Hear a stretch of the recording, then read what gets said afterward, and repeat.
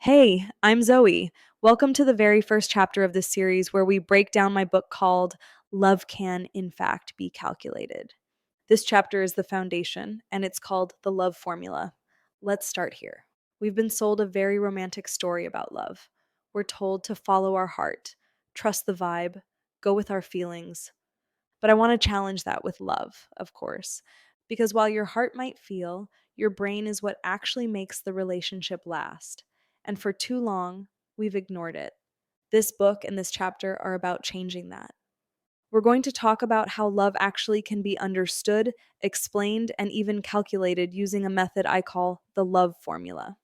Now, this doesn't mean love becomes robotic or cold, far from it.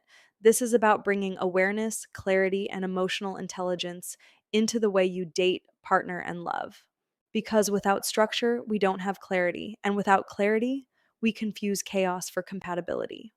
So, what is the love formula? Let me break it down step by step. 1. Pick your top 5 values. These are the life principles you care about most. Think family, communication, career, reliability, finances, spirituality, image, fashion. Everyone's list will be different, and that's the point. These values are the foundation of what matters to you in a relationship. 2. Calculate your self score. Once you've picked your values, you rate yourself on each of them. For example, if communication is one of your values, how well do you communicate? Give yourself a numerical score. Be fair and be honest.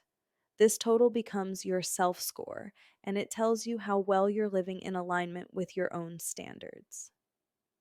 Number 3, calculate your partner values score.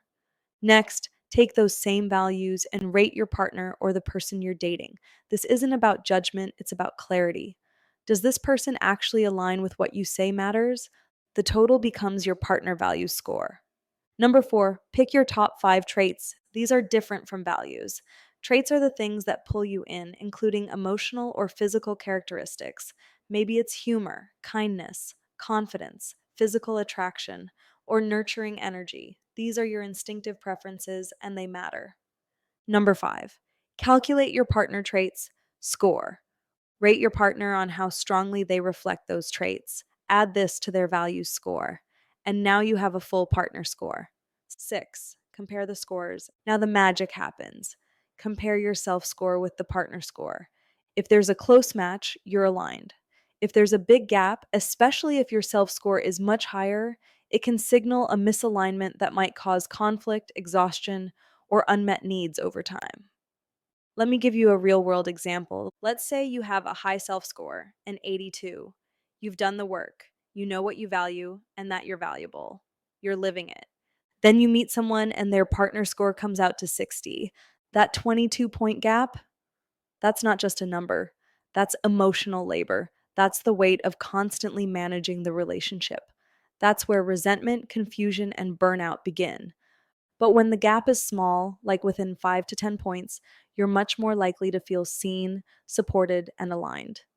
Now let's talk about the research behind this.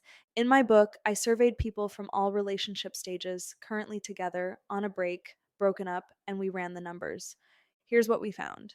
Couples currently in a relationship had high self and partner scores, with just a 4.6% difference in favor of the partner score. Those on a break had a slightly bigger gap, a 5.7% difference in favor of the self score. But these numbers still showed promise.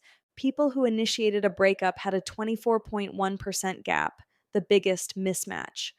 They knew they had outgrown the relationship. Those who were broken up with had lower self scores and even lower partner scores, the lowest group overall.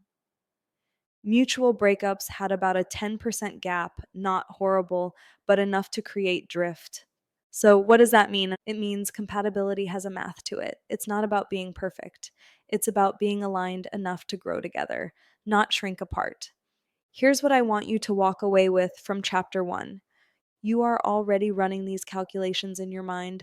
I'm just giving you the structure to do it with clarity.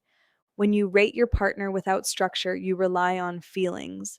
But when you use the formula, you bring in awareness, discernment, and self respect.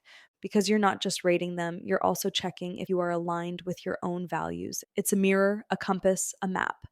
Finally, I want to say this: a mismatch doesn't always mean a relationship is doomed, but awareness is power. With enough self love and mutual effort, gaps can be closed, but the work must be intentional and reciprocal, and it starts with you.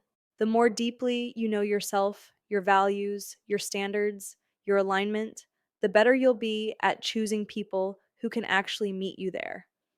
In the next video, we'll dive into how our biology shapes attraction and why your brain might be pulling you toward people who are totally wrong for you. We're going to decode it all and make love clear, not chaotic. If this sparked something in you, make sure to like this video and subscribe to the channel. I'm Zoe, and this is where love becomes calculated.